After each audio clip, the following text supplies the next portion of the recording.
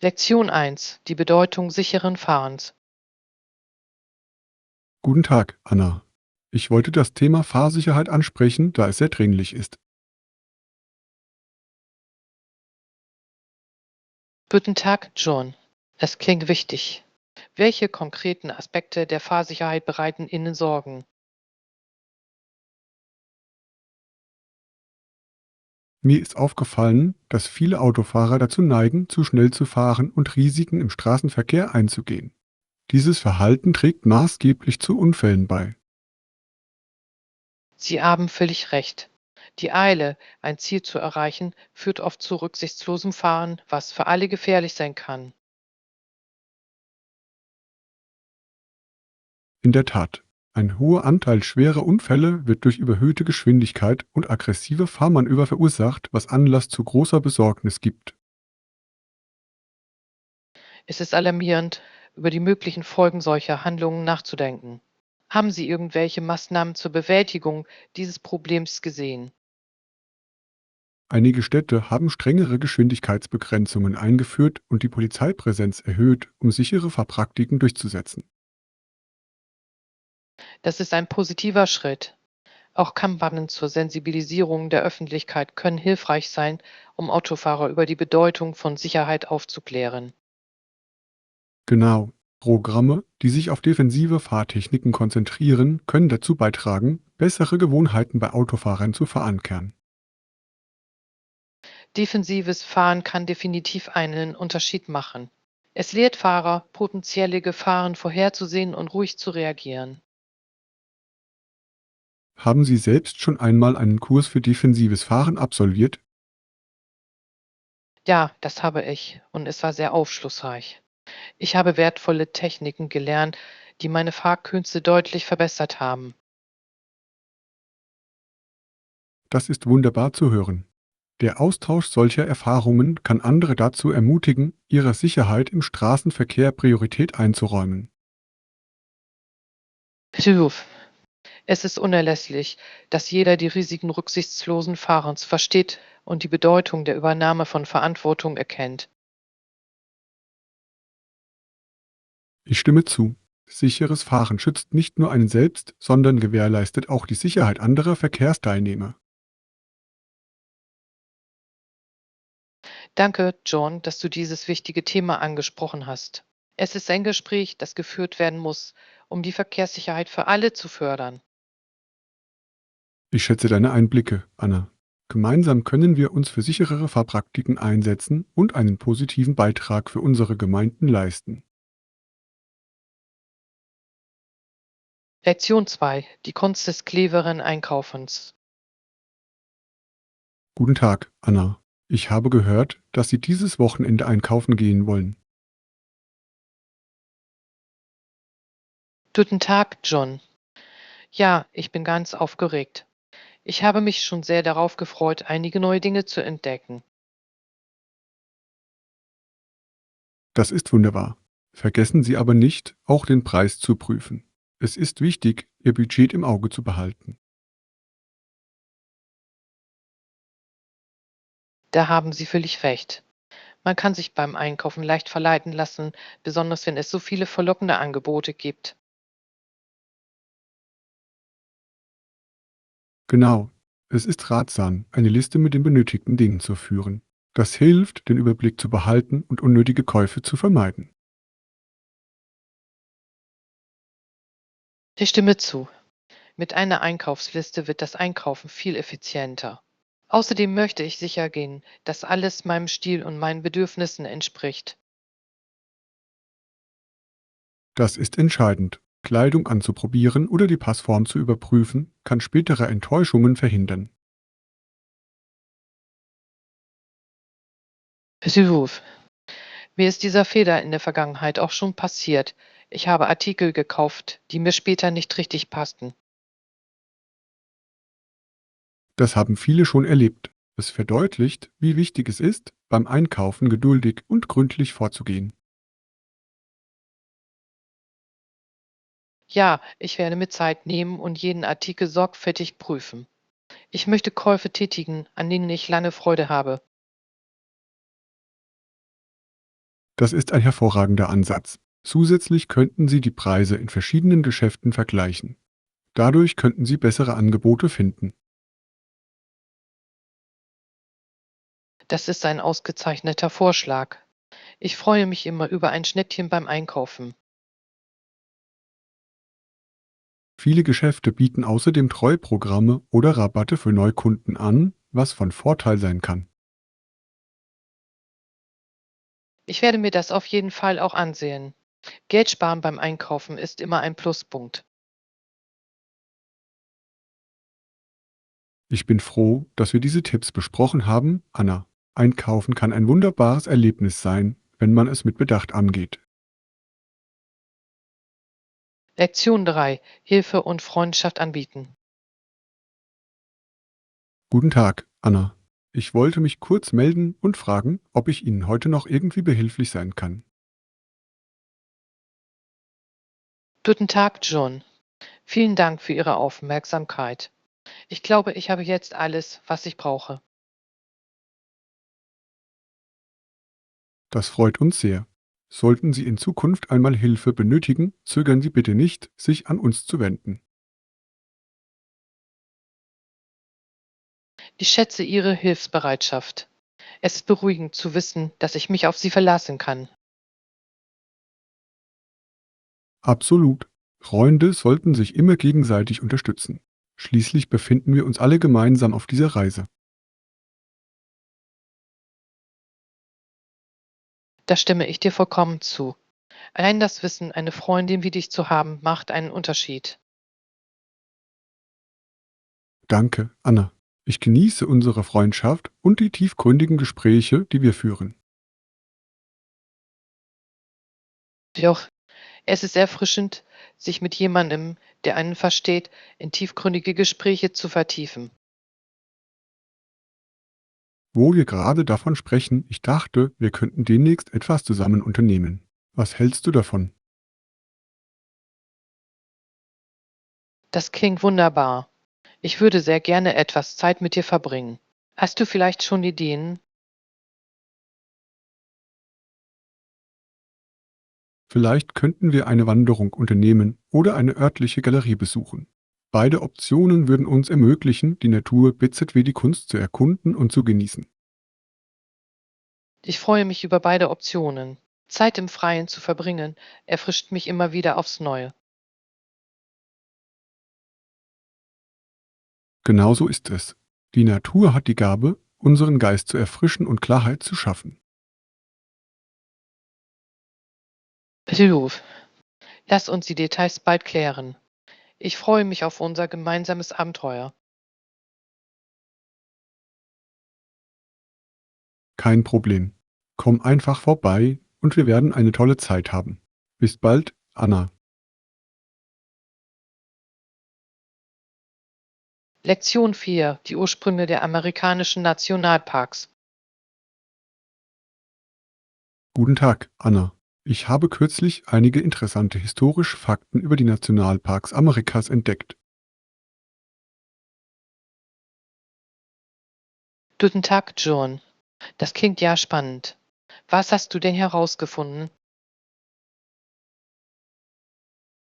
Ich fand heraus, dass es in Amerika bis 1872 kein Nationalparksystem gab. In diesem Jahr wurde der Yellowstone Nationalpark gegründet. Das ist bemerkenswert. Yellowstone war doch der erste Nationalpark der Welt, oder nicht? Ja, das war es. Die Entstehung des Yellowstone Nationalparks setzte einen Präzedenzfall für den Erhalt der natürlichen Schönheit und der Tierwelt. Es ist faszinierend, wie fortschrittlich diese Personen waren, als sie die Notwendigkeit erkannten, solche Landschaften zu erhalten. Absolut. Sie verstanden, wie wichtig es ist, die Natur für zukünftige Generationen zu schützen.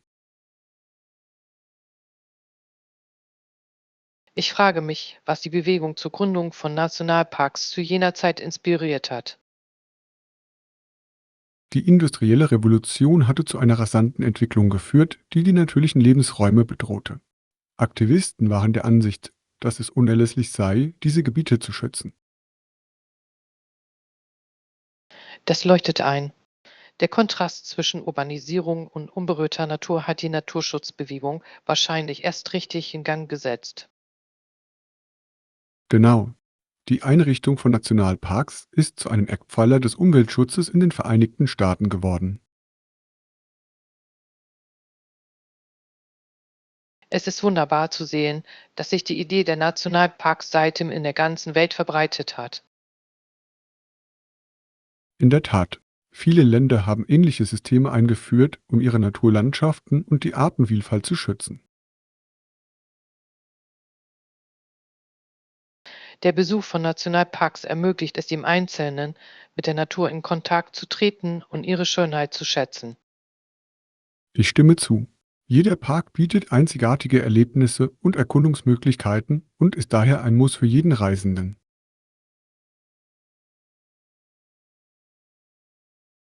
Ich freue mich darauf, in Zukunft weitere Nationalparks zu besuchen.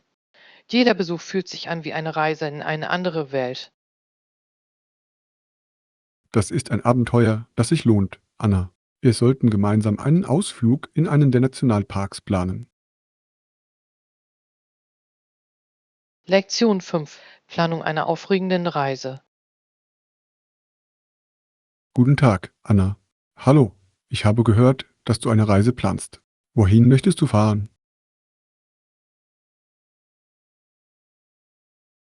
Guten Tag, John. Ja, ich bin ganz aufgeregt. Ich überlege, nach Italien zu reisen. Italien klingt fantastisch. Welche Städte planst du während deiner Reise zu erkunden? Ich hoffe, Rom, Florenz und Venedig zu besuchen.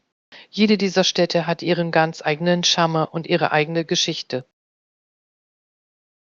Das sind ausgezeichnete Beispiele.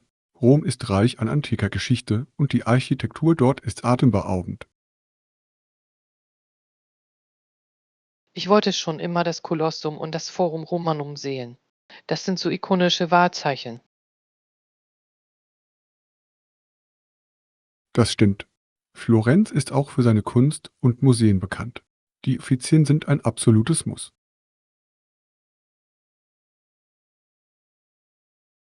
Ich stimme zu. Ich kann es kaum erwarten, in die unglaubliche Kunst und Kultur einzutauchen. Vergessen Sie außerdem nicht, die authentische italienische Küche zu probieren. Das Essen ist ein wesentlicher Bestandteil des Erlebnisses.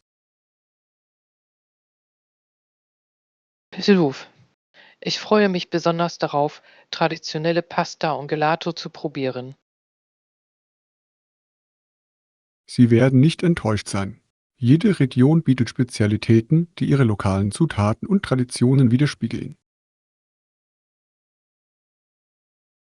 Das macht die Reise noch spannender. Hast du vielleicht ein paar Empfehlungen für Aktivitäten während meines Aufenthalts?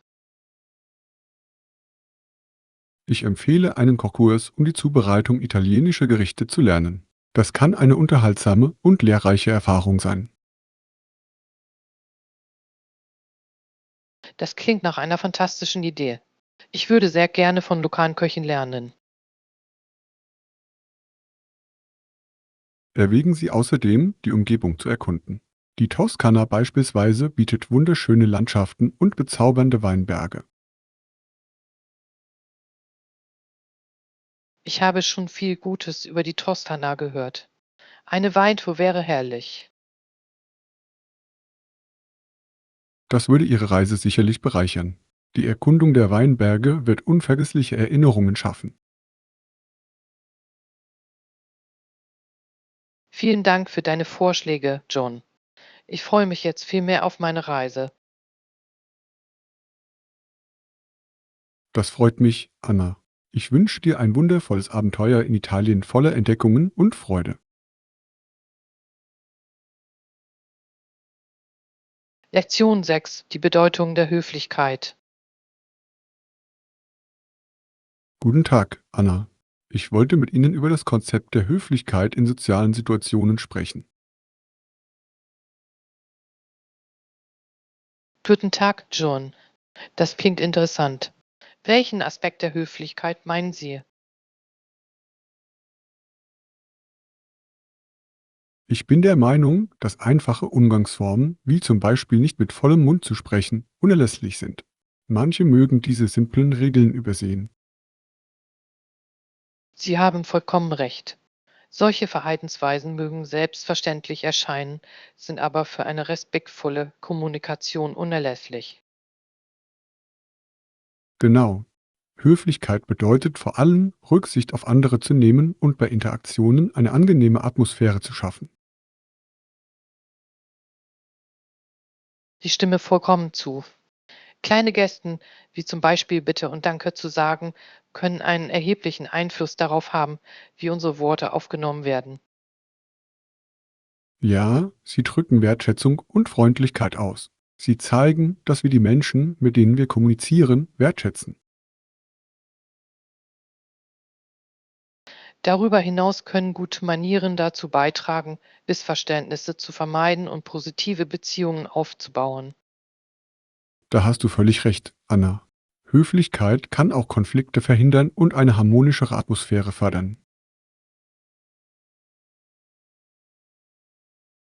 Genau, und es ist ein positives Beispiel für die Menschen um uns herum, insbesondere für jüngere Generationen, die soziale Normen noch erlernen müssen.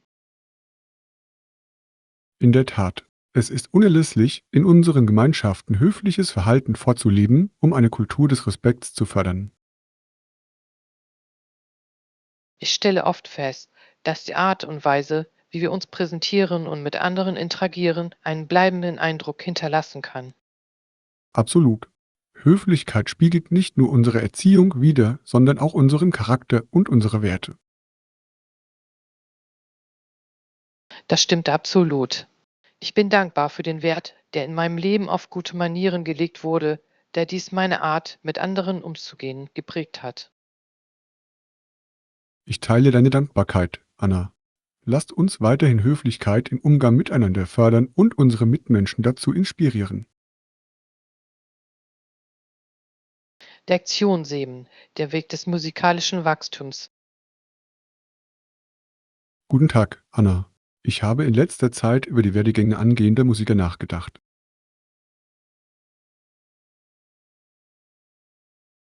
Guten Tag, John. Das klingt spannend. Welche Beobachtungen haben Sie auf diesen Reisen gemacht? Ich finde es toll, Menschen zu sehen, die anfangs kaum oder gar nichts wissen und sich dann zu sehr guten Musikern entwickeln. Ihre Fortschritte sind inspirierend. Das ist wirklich lobenswert. Jemanden bei seiner künstlerischen Entwicklung zu begleiten, ist ein wunderschönes Erlebnis. Genau. Es erfordert Hingabe und Ausdauer, anfängliche Unsicherheit in musikalisches Können umzuwandeln. Ich schätze es sehr, dass Musik als Ausdrucksmittel dienen kann. Sie ermöglicht es den Menschen, ihre Gefühle mitzuteilen. Absolut. Für viele wird Musik zu einer persönlichen Reise der Selbstfindung und Kreativität. Sind Ihnen schon einmal Musiker begegnet, deren Wandlungen Sie besonders beeindruckt haben? Ja, eine Freundin von mir hat erst vor ein paar Jahren angefangen, Gitarre zu spielen. Anfangs hatte sie Schwierigkeiten, aber jetzt tritt sie in lokalen Lokalen auf. Das ist fantastisch. Ihre Entschlossenheit muss eine wichtige Rolle bei Ihrem Fortschritt gespielt haben. Das war absolut der Fall. Sie widmete unzählige Stunden dem Üben, was ihre Entwicklung als Musikerin maßgeblich förderte. Es unterstreicht auch die Bedeutung eines unterstützenden Umfelds. Ermutigung kann einen enormen Unterschied machen. Ich stimme vollkommen zu. Die Unterstützung von Freunden und Familie kann Menschen motivieren, ihre musikalischen Ambitionen zu verfolgen. Es wäre wunderbar, ein Netzwerk zu schaffen, das Nachwuchstalente fördert. Es könnte vielen helfen, ihre Träume zu verwirklichen. Das ist eine brillante Idee, Anna. Eine solche Plattform könnte Ressourcen bereitstellen und eine Gemeinschaft leidenschaftlicher Musiker aufbauen. Ich bin schon ganz aufgeregt, wenn ich nur daran denke. Der Austausch mit anderen, die ähnliche Interessen teilen, kann ein starker Katalysator für Kreativität sein. Das würde die Musiklandschaft zweifellos bereichern. Ich freue mich darauf, zu sehen, wie sich mehr Anfänger zu selbstbewussten Künstlern entwickeln. Lektion 8: Die Vorteile des Einkaufens im Geschäft. Guten Tag, Anna. Ich habe gehört, Sie waren kürzlich einkaufen. Wie war Ihre Erfahrung?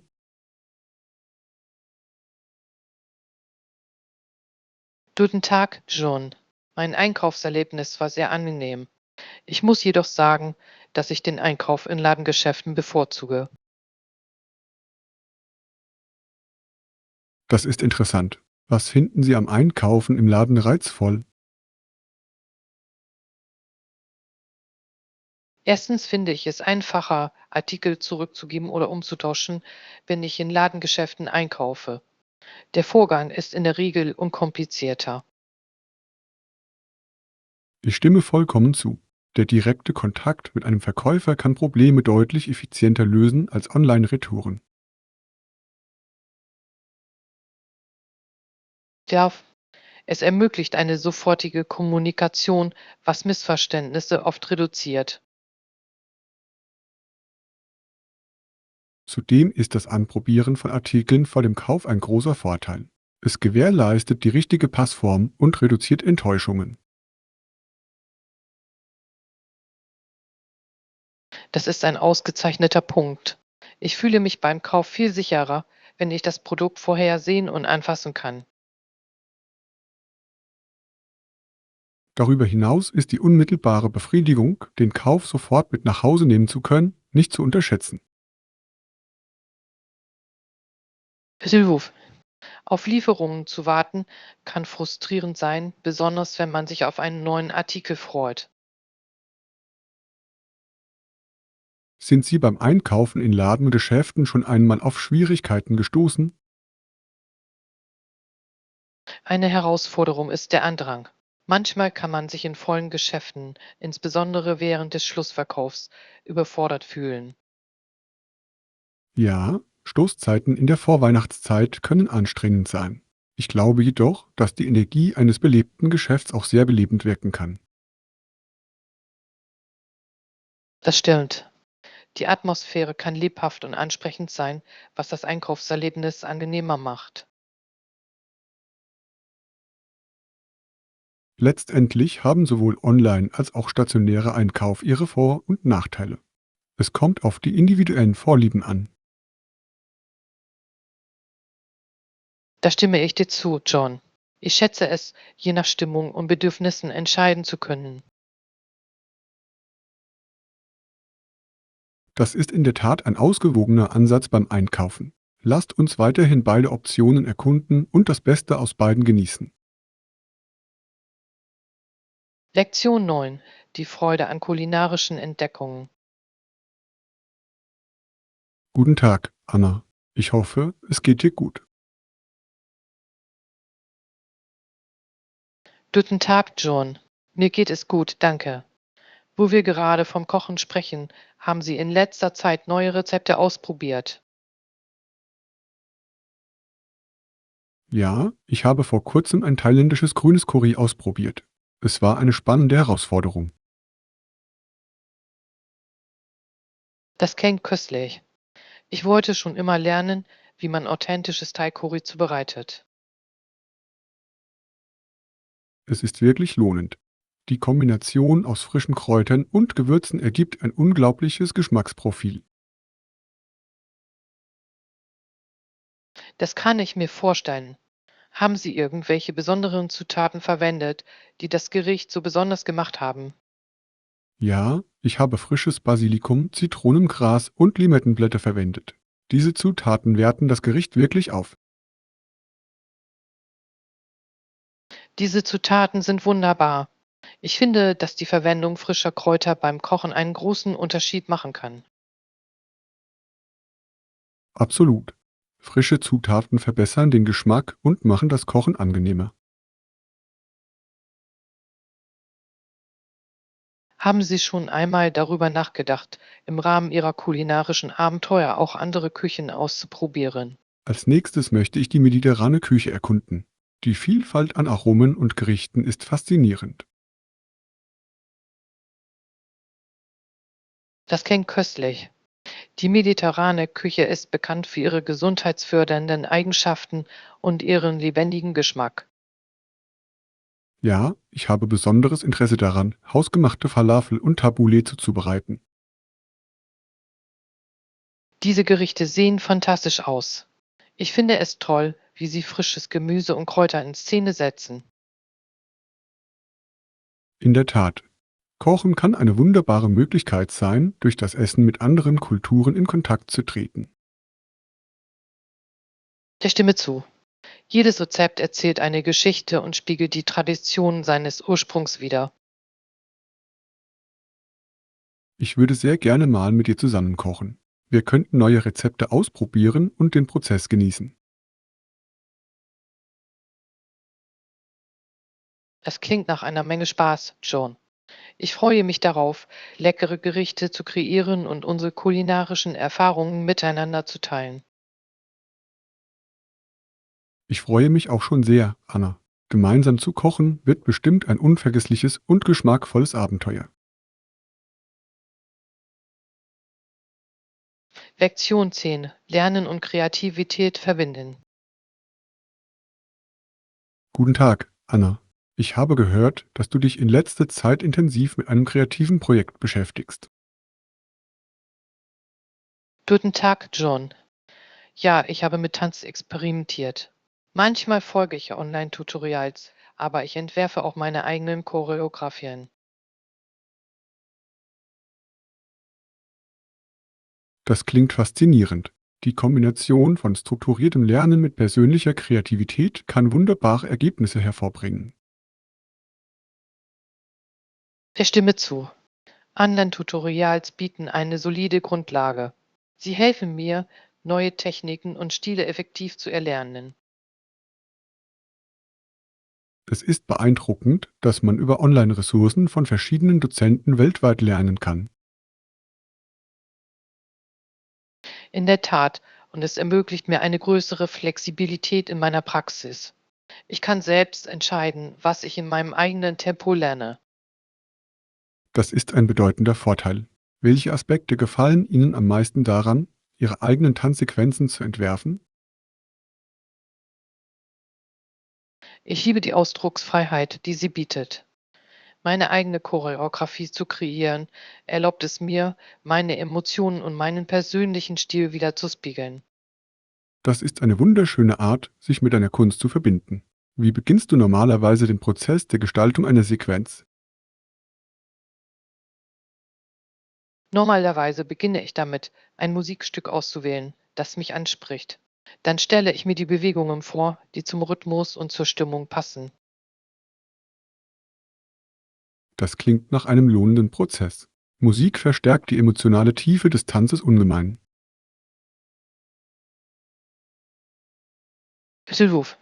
Ich integriere auch verschiedene Techniken, die ich in Tutorials gelernt habe, um meine Choreografie zu bereichern. Diese Verschmelzung von Techniken kann einen einzigartigen Tanzstil hervorbringen. Es klingt, als würdest du deine künstlerische Ausdrucksweise entwickeln. Ich hoffe es. Ich glaube, dass die Kombination erlernter Fähigkeiten mit persönlicher Kreativität zu einem authentischen Ausdruck führt.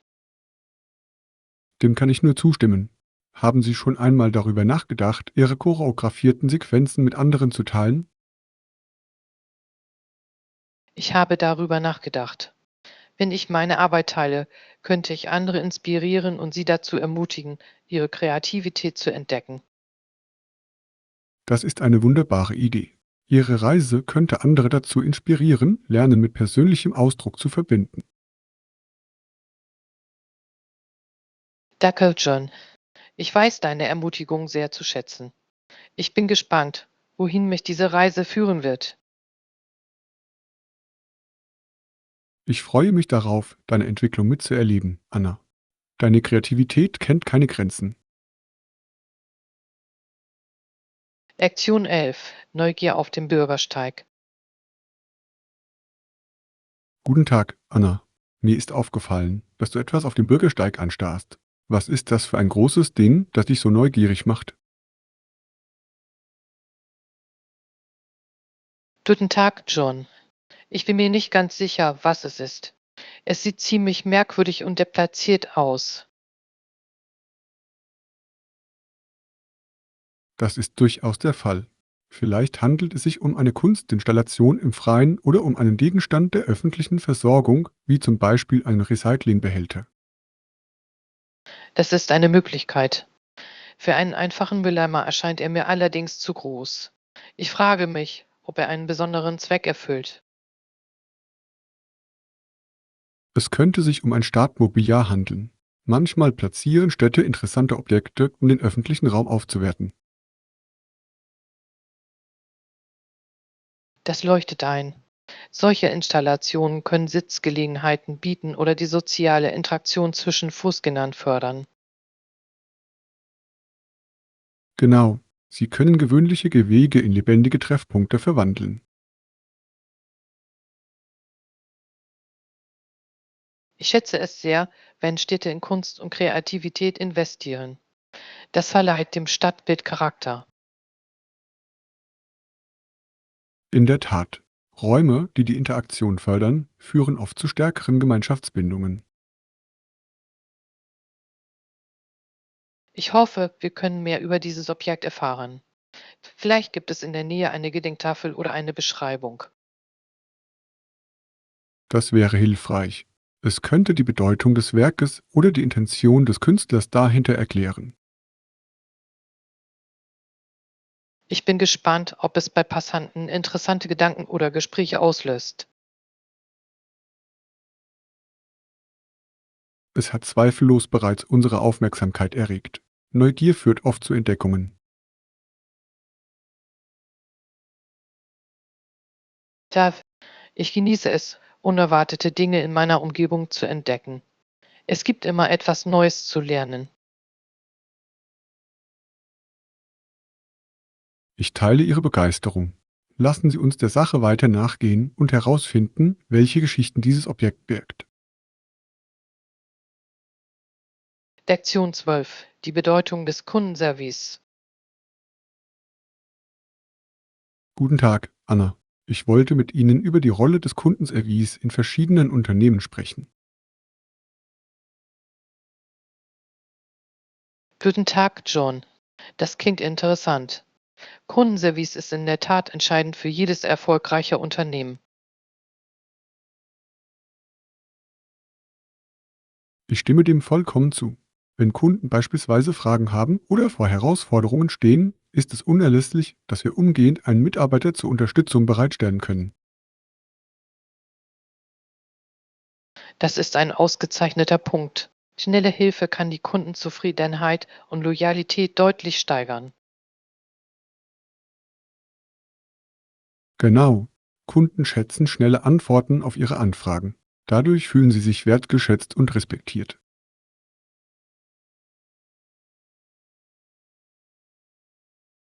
Mir ist aufgefallen, dass Unternehmen, die dem Kundenservice Priorität einräumen, tendenziell einen besseren Ruf und höhere Kundenbindungsraten aufweisen. Ja, das tun sie. Darüber hinaus können gut geschulte Mitarbeiter potenzielle Probleme entschärfen, bevor sie sich zu größeren Schwierigkeiten ausweiten. Das ist ein entscheidender Aspekt. Wenn Mitarbeiter mit den richtigen Werkzeugen und dem nötigen Wissen ausgestattet werden, können sie Kunden effektiv unterstützen. Haben Sie jemals einen außergewöhnlichen Kundenservice erlebt, der Sie nachhaltig beeindruckt hat? Ja, ich war einmal in einem Restaurant, in dem das Personal unglaublich aufmerksam war. Sie haben meine Bedürfnisse vorausgesehen und mir Empfehlungen gegeben, ohne aufdringlich zu sein. Das klingt fantastisch. Es zeigt eindrucksvoll, welche Wirkung echte Gastfreundschaft hat. Das steht. Solche Erlebnisse können einen gewöhnlichen Besuch in ein unvergessliches Erlebnis verwandeln.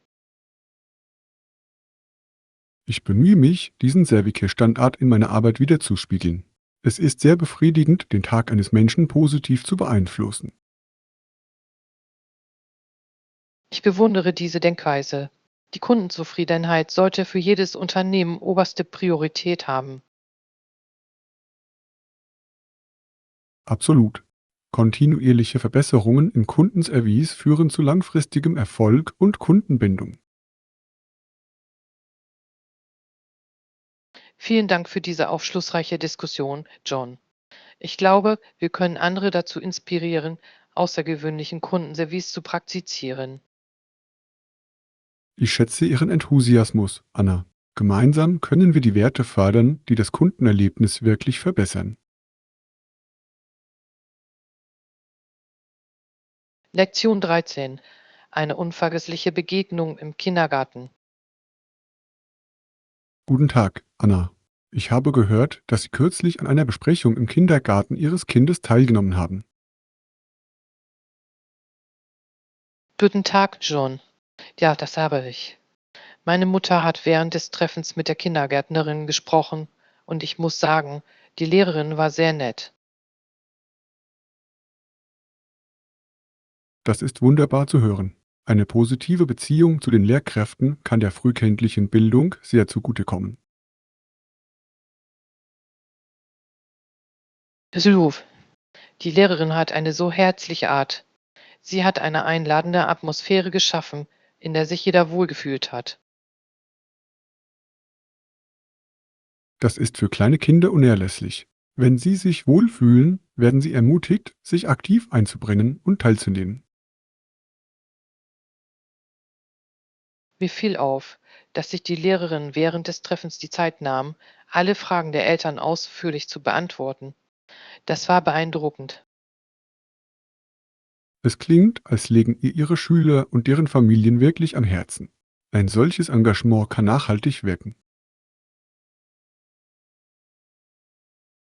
Das ist absolut richtig. Meine Mutter schätzte die Bereitschaft der Lehrerin, Einblicke in die Fortschritte der Kinder zu geben. Offene Kommunikation ist unerlässlich für die Schaffung eines förderlichen Lernumfelds. Sie trägt dazu bei, Vertrauen zwischen Lehrern und Eltern aufzubauen. Ich stimme zu. Meine Mutter war beruhigt, als sie wusste, dass ihre Bedenken gehört und wertgeschätzt wurden. Es ist toll, eine Lehrkraft zu haben, die großen Wert darauf legt, Beziehungen sowohl zu den Schülern als auch zu deren Familien aufzubauen. Ja, ich glaube, dass die Zusammenarbeit zwischen Eltern und Lehrern zu besseren Lernerfahrungen für Kinder führt.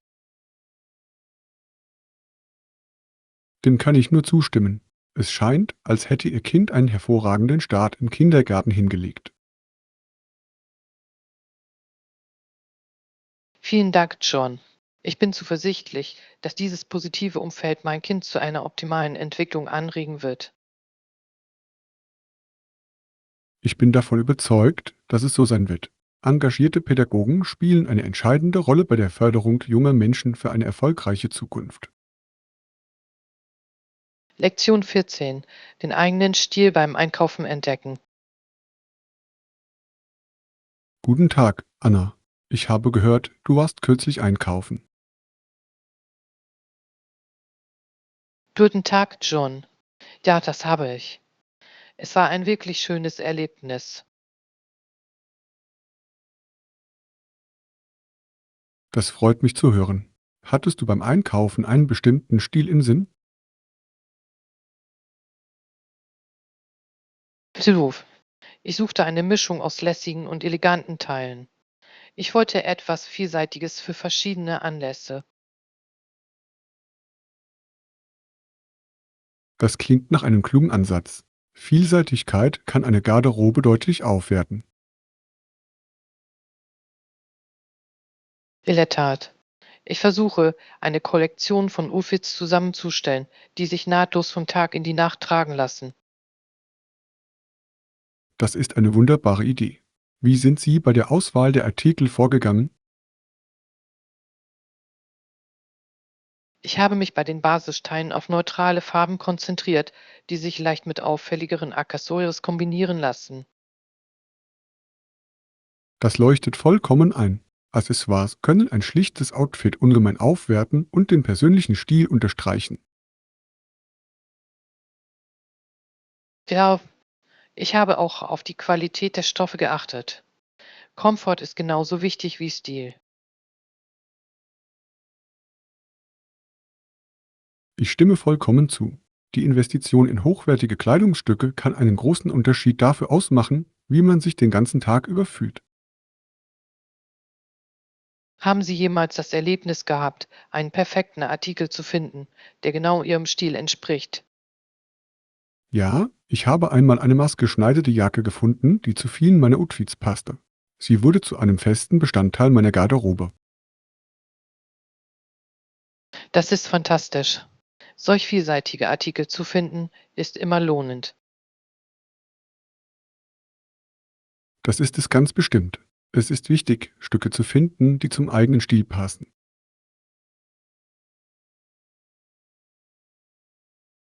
Ich bin der Ansicht, dass der persönliche Stil die Persönlichkeit und das Selbstbewusstsein widerspiegeln sollte. Absolut, Anna.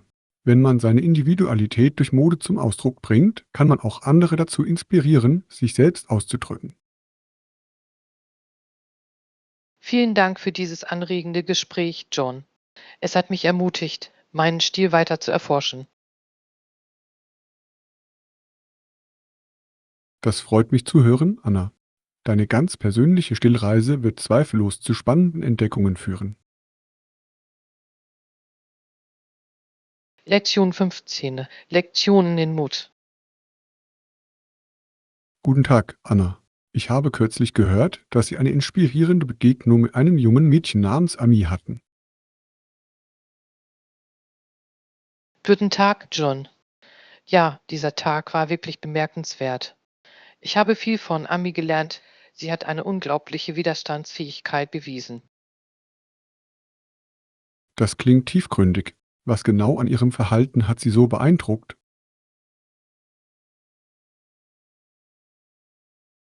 Ich sah ein mutiges Mädchen, das trotz aller Widrigkeiten nicht aufgab. Ihre Entschlossenheit war wirklich inspirierend. Das ist beeindruckend. Mit welchen konkreten Herausforderungen musste sie sich auseinandersetzen? Ami versuchte, eine schwierige Fertigkeit in ihrem Tanzkurs zu meistern. Viele ihrer Mitschüler hatten damit Schwierigkeiten, aber sie übte unermüdlich weiter. Es erfordert großen Mut, auch in schwierigen Zeiten nicht aufzugeben. Wie hat sie es geschafft, motiviert zu bleiben? Ich glaube, ihre Leidenschaft für den Tanz war ihre größte Inspiration. Sie liebte diese Kunstform und wollte sich für sich selbst verbessern, nicht nur für andere. Das ist eine wertvolle Lektion. Seiner Leidenschaft nachzugehen kann die nötige Kraft verleihen, um Hindernisse zu überwinden. Pessilhof. Ihre Beharrlichkeit zu beobachten, hat mich dazu gebracht, über meine eigenen Ziele nachzudenken und darüber, wie oft ich zögere, wenn ich mit Schwierigkeiten konfrontiert werde. Es ist aufschlussreich zu erkennen, wie andere uns inspirieren können, unsere eigenen Herausforderungen zu meistern. Letters. Nachdem ich Ami beobachtet hatte, fühlte ich mich motiviert, meine eigenen Projekte mit neuer Energie anzugehen.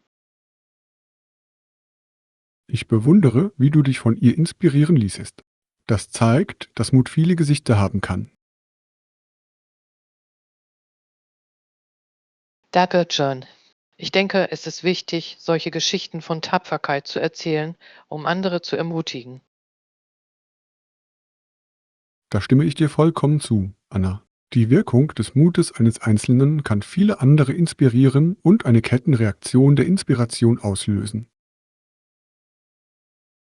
Lektion 16. Pläne für Treffen schmieden.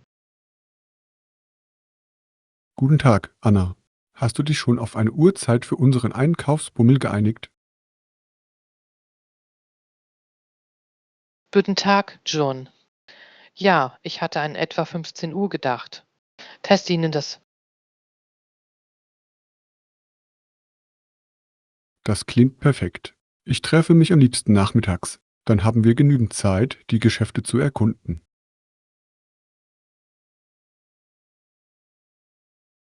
Da stimme ich zu. Ein Treffen am Nachmittag ermöglicht es uns, unsere Zeit zu genießen, ohne uns gehetzt zu fühlen. Zudem ist das Einkaufszentrum zu dieser Zeit in der Regel weniger überfüllt, sodass man dort bequemer einkaufen kann. Das ist ein ausgezeichneter Punkt. Ich stelle oft fest, dass ich mich besser konzentrieren kann, wenn es weniger Ablenkungen gibt. Genau. Ich freue mich schon darauf, die Neuheiten in unseren Lieblingsgeschäften zu entdecken. Ich auch.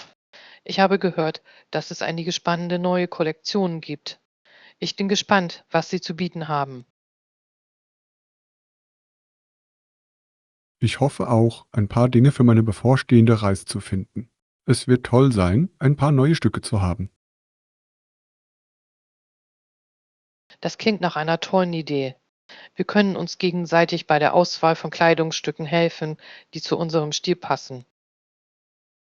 Tatsächlich wird das Einkaufserlebnis mit einem Einkaufsbegleiter wesentlich angenehmer und produktiver. Ich freue mich darauf, unsere Meinungen auszutauschen und gemeinsam einzigartige Stücke zu finden. Ebenso, Anna. Lass uns auch überlegen, ob wir uns während des Einkaufens einen Snack holen. Im Einkaufszentrum gibt es viele leckere Möglichkeiten. Das ist ein wunderbarer Vorschlag. Ein kleiner Snack gibt uns die nötige Energie für unseren Einkaufsbummel. Perfekt. Wir sehen uns um 15 Uhr im Einkaufszentrum. Ich freue mich schon auf unseren gemeinsamen Ausflug. Lektion 17.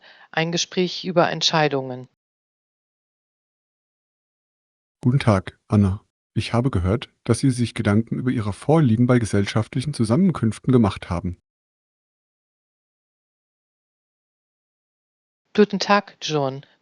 Ja, ich habe mir Gedanken darüber gemacht, was ich bei diesen Veranstaltungen genießen könnte. Ich rauche nicht, aber vielleicht wäre eine Flasche Alkohol ganz nett. Das klingt vernünftig. Viele Menschen finden, dass ein mäßiger Alkoholkonsum gesellige Erlebnisse bereichern kann. Absolut. Es kann eine entspannte Atmosphäre schaffen, besonders wenn man mit Freunden Geschichten austauscht. Ich stimme zu. Es ist jedoch wichtig, mit Bedacht auszuwählen und verantwortungsbewusst zu trinken, denn Mäßigung ist der Schlüssel. Natürlich. Ich genieße den Geschmack bestimmter Weine oder Cocktails, aber ich verstehe, dass es Grenzen gibt, die man beachten muss. Genau. Wer seinen Konsum bewusst gestaltet, sorgt dafür, dass der Abend angenehm und sicher bleibt. Eine weitere Möglichkeit wäre, alkoholfreie Getränke auszuprobieren. Heutzutage gibt es viele leckere Mocktails.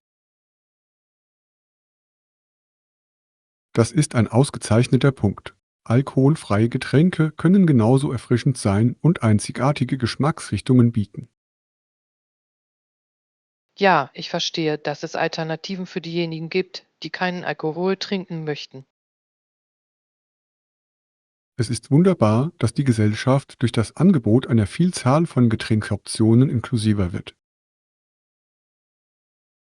Ich glaube, es ermöglicht jedem, sich wohlzufühlen, unabhängig von seinen Vorlieben. Absolut. Beim geselligen Beisammensein sollte es um Begegnung und Vergnügen gehen, nicht darum, was man trinkt. Ich bin froh, dass wir dieses Thema besprochen haben. Es hat mich dazu angeregt, meine Entscheidung kritischer zu hinterfragen. Das freut mich zu hören, Anna. Die Wahl des richtigen Getränks kann zu einem positiven Erlebnis für alle Beteiligten beitragen. Lektion 18. Kreativität durch Dekoration fördern. Guten Tag, Anna. Ich habe gehört, dass du an einem kreativen Projekt arbeitest. Guten Tag, John. Ja, das bin ich. Ich habe kürzlich beschlossen, meinen Wohnraum einladender zu gestalten.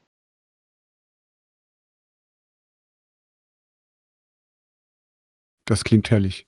Das ist eine clevere Idee. Haben Sie noch Dekorationselemente hinzugefügt, um das Ambiente zu verschönern?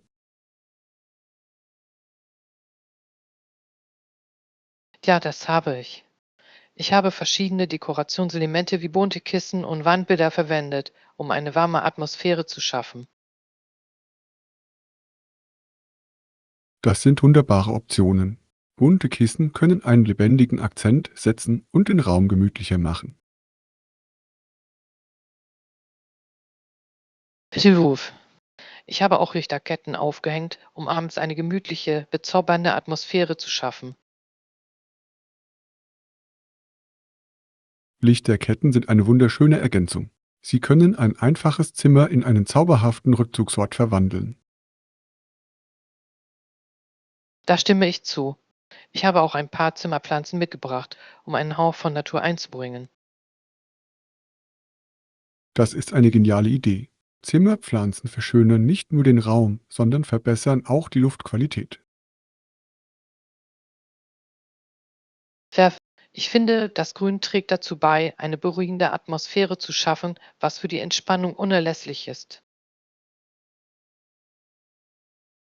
Es klingt, als hätten Sie sich bei der Einrichtung viele Gedanken gemacht. Haben Sie Feedback von Freunden oder Familie erhalten? Ja, das habe ich. Alle scheinen die Änderungen zu begrüßen und es haben sich bei Besuchen interessante Gespräche ergeben. Das ist fantastisch. Ein schön gestalteter Raum kann die soziale Interaktion fördern und eine einladende Atmosphäre schaffen. Auf jeden Fall. Ich glaube, dass die Schaffung einer angenehmen Atmosphäre zu einem Zugehörigkeitsgefühl beiträgt. Dem kann ich nur voll und ganz zustimmen. Es ist erstaunlich, wie die Einrichtung Emotionen und Interaktionen in einem Raum beeinflussen kann. Danke schön. Ich bin froh, dass wir darüber gesprochen haben. Ich teile meine kreativen Projekte immer sehr gerne.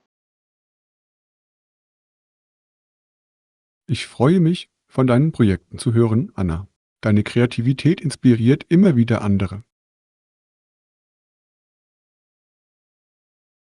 Lektion 19. Rassenbeziehungen im Sport verstehen. Guten Tag, Anna. Ich bin auf eine interessante Perspektive zum Thema Rassenbeziehungen im Sport gestoßen. Guten Tag, John. Das klingt ja spannend. Was hast du denn herausgefunden? Die Idee dahinter ist, dass man, wie bei jeder Institution, auch bei den Beziehungen zwischen den Rassen im Sport die langfristigen Trends und nicht nur einzelne Vorfälle betrachten sollte. Ich stimme dieser Ansicht voll und ganz zu. Die alleinige Fokussierung auf einzelne Ereignisse kann oft den Blick für das Gesamtbild verstellen. Genau. Das Verständnis des historischen Kontextes ermöglicht es uns zu erkennen, wie der Sport die sich wandelnden Einstellungen der Gesellschaft gegenüber der Rasse widerspiegelt. Sport dient oft als Mikrokosmos der Gesellschaft. Er kann sowohl Fortschritte als auch anhaltende Ungleichheiten aufzeigen. In der Tat, im Laufe der Jahre haben wir bedeutende Veränderungen erlebt, wie zum Beispiel die Integration von Athleten mit unterschiedlichem Hintergrund. Das ist ein wichtiger Fortschritt. Es bestehen jedoch weiterhin Herausforderungen und die Auseinandersetzung mit langfristigen Trends ist entscheidend für einen sinnvollen Dialog. Absolut. Die Anerkennung dieser Trends kann tiefgreifendere Diskussionen über Ungleichheit und die Wege zu ihrer Bekämpfung fördern. Darüber hinaus ist es für Sportorganisationen unerlässlich, Richtlinien umzusetzen, die Vielfalt und Inklusion fördern. Ja, proaktive Maßnahmen können ein gerechteres Umfeld für Sportler aller Herkunft fördern. Vorbilder in Sport können auch gesellschaftliche Veränderungen bewirken. Sie haben die Macht, das Bewusstsein für rassistische Probleme zu schärfen. Das stimmt. Wenn Sportler ihre Bekanntheit nutzen, um sich für Gleichberechtigung einzusetzen, kann dies ein breiteres Publikum dazu inspirieren, sich mit diesen wichtigen Themen auseinanderzusetzen. Es ist inspirierend zu sehen, wie Sport zu sozialer Gerechtigkeit beitragen kann. Dieser Zusammenhang zwischen Sport und Rassismus verdient weiterhin Aufmerksamkeit. Da stimme ich dir vollkommen zu, Anna. Indem wir die langfristigen Auswirkungen von Rassenbeziehungen im Sport verstehen, können wir auf eine inklusivere Zukunft hinarbeiten. Lektion 20. Die Freude am Basteln. Guten Tag, Anna. Ich habe kürzlich über die positiven Auswirkungen von Sonnenlicht auf die Kreativität gelesen. Guten Tag, John. Ich werde das im Hinterkopf behalten. Natürliches Licht kann tatsächlich künstlerische Bestrebungen anregen. Absolut. Sonnenlicht kann die Stimmung heben und es so erleichtern, sich kreativen Tätigkeiten zu widmen. An welchem Bastelprojekt arbeitest du gerade? Ich habe verschiedene Basteltechniken ausprobiert, insbesondere im Bereich der handgefertigten Karten. Es ist sehr therapeutisch. Das klingt wunderbar. Selbstgemachte Karten sind eine schöne Möglichkeit, persönliche Botschaften zu übermitteln. Verwenden Sie bestimmte Materialien. Ja, ich verwende hauptsächlich Karton, Dekopapier und Verzierungen wie Aufkleber und Bänder. Sie verleihen den Dingen eine persönliche Note. Diese Elemente können einer Karte tatsächlich Leben einhauchen. Haben Sie schon einmal darüber nachgedacht, Elemente aus der Natur, wie zum Beispiel getrocknete Blumen, einzubeziehen? Das ist eine fantastische Idee. Die Einbeziehung natürlicher Elemente könnte meinen Entwürfen sowohl Struktur als auch Schönheit verleihen. Genau. Die Natur kann künstlerischen Ausdruck direkt inspirieren und bereichern. Das kann Ihren Karten eine einzigartige Ausstrahlung verleihen. Ich schätze Ihre Vorschläge sehr. Ich werde in meinem nächsten Projekt auf jeden Fall mit der Einbindung natürlicher Elemente experimentieren. Das klingt vielversprechend. Basteln ermöglicht grenzenlose Kreativität und bietet eine wunderbare Möglichkeit zur Selbstverwirklichung. Der stimme zu. Es ist erfüllend, etwas Einzigartiges zu erschaffen, das anderen Freude bereiten kann. Absolut. Wenn man seine Kreationen mit Freunden und Familie teilt, kann das die Beziehungen stärken und Freude verbreiten. Vielen Dank für das inspirierende Gespräch, John. Handarbeiten können in der Tat eine wunderschöne Reise sein. Es freut mich sehr, dass ich diese Ideen mit dir teilen konnte, Anna. Ich freue mich schon darauf, deine wunderbaren Kreationen zu sehen. Lektion 21. Wertvolle Familienmomente. Guten Tag, Anna. Ich habe in letzter Zeit über Familientraditionen nachgedacht. Guten Tag, John. Das klingt interessant. Welche Traditionen liegen Ihnen am meisten am Herzen? Mein Onkel nimmt meinen Cousin und mich oft mit ins Kino. Das ist für uns zu einer besonderen gemeinsamen Zeit geworden. Das klingt herrlich. Ins Kino zu gehen kann eine tolle Möglichkeit sein, spannende Geschichten und Erlebnisse zu teilen. Absolut. Wir unterhalten uns im Anschluss gerne über die Filme, tauschen unsere Gedanken und Lieblingsszenen aus. Ich kann mir vorstellen, wie schön das sein muss. Ich habe eine andere Tradition. Ich gehe gerne mit meinen Großeltern spazieren. Das ist eine wunderbare Möglichkeit, mit ihnen in Kontakt zu treten. Spaziergänge ermöglichen anregende Gespräche, während man gleichzeitig die Natur genießt. Ja, sie erzählen sehr gerne Geschichten aus ihrer Kindheit, was ich faszinierend finde. Diese Geschichten enthalten oft wertvolle Lebenslektionen. Es ist wunderbar, dass Sie die Möglichkeit haben, aus Ihren Erfahrungen zu lernen. Ja, ich schätze jeden Moment, den ich mit Ihnen verbracht habe. Ihre Weisheit hat meine Lebenseinstellung geprägt. Es klingt so, als ob in beiden Familientraditionen das Schaffen bleibender Erinnerungen im Vordergrund steht. Das macht sie so besonders. Ich stimme vollkommen zu. Das Genießen dieser Momente stärkt unsere Familienbande.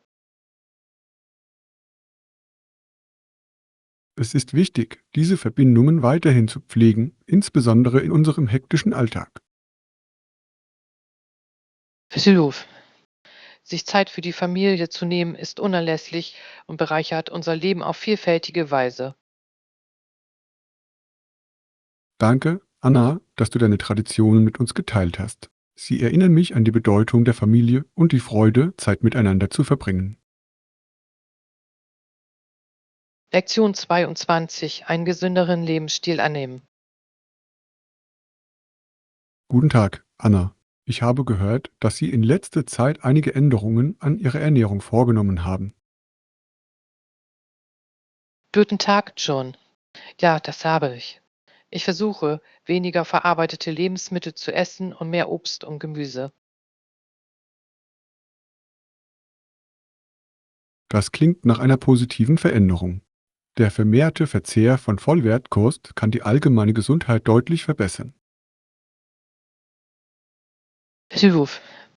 Ich habe bemerkt, dass ich mich seit diesen Anpassungen energiegeladener fühle. Das freut mich sehr. Welche Obst- und Gemüsesorten haben Ihnen am besten geschmeckt? Ich habe in letzter Zeit viele Beeren und Blattgemüse gegessen. Beide sind nahrhaft und vielseitig in verschiedenen Gerichten verwendbar. Beeren sind fantastisch. Sie stecken voller Antioxidantien und lassen sich ganz einfach in Smoothies oder Joghurt einrühren. Ja, ich liebe es, Smoothies mit Spinat und Beeren zuzubereiten. Es ist eine köstliche Art, gesunde Zutaten zu sich zu nehmen. Das klingt erfrischend. Haben Sie schon neue Rezepte ausprobiert, die Ihre gesünderen Vorlieben unterstreichen? Ich habe kürzlich einen Quinoa-Salat mit gemischtem Gemüse probiert. Er war nicht nur gesund, sondern auch sehr sättigend. Quinoa ist eine hervorragende Proteinquelle. Es ist beeindruckend, wie nahrhafte Mahlzeiten sowohl sättigend als auch schmackhaft sein können. Da stimme ich zu. Ich stelle gerade fest, dass das Kochen mit frischen Zutaten die Kreativität in der Küche anregen kann. Das ist das Schöne am Kochen. Das Experimentieren mit verschiedenen Kombinationen kann zu wunderbaren Überraschungen führen.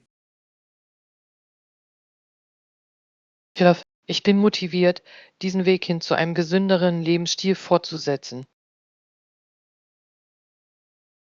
Ich bewundere deinen Einsatz, Anna.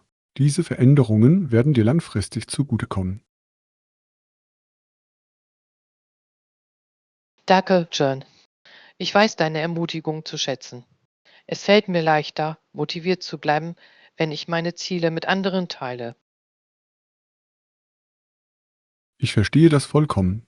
Gemeinsam können wir uns auf unserem Weg zu besserer Gesundheit gegenseitig inspirieren und unterstützen.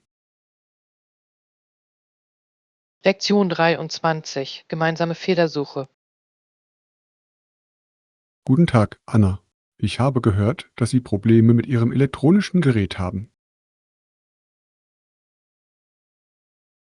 Guten Tag, John. Ja, es passiert nichts, wenn ich es einschalten will. Das ist ziemlich frustrierend. Ich verstehe, dass das ärgerlich sein kann. Haben Sie die Batterie überprüft? Manchmal ist das die einfachste Lösung.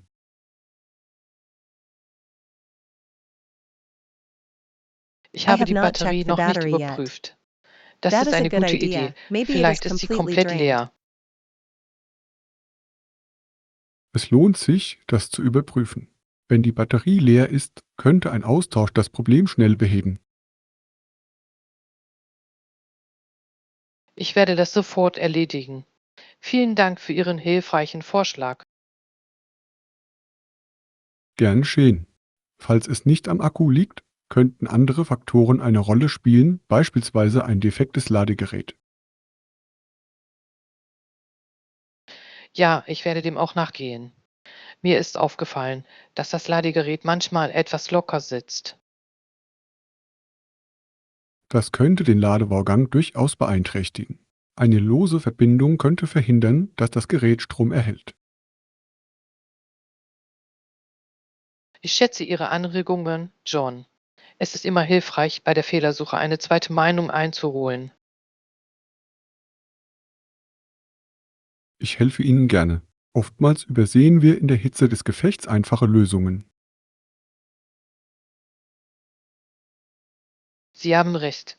Manchmal kann ein Schritt zurück Klarheit schaffen und uns helfen, die Wurzel des Problems zu finden. Auf jeden Fall. Sollte das Problem nach Überprüfung von Akku und Ladegerät weiterhin bestehen, empfiehlt sich die Konsultation eines Technikers. Ich hoffe, es kommt nicht zu weit. Dennoch danke ich Ihnen für Ihre Unterstützung. Sie macht die Bewältigung technischer Probleme deutlich weniger entmutigend. Ich bin immer für dich da, Anna. Gemeinsam können wir jedes Problem lösen und jede Herausforderung meistern.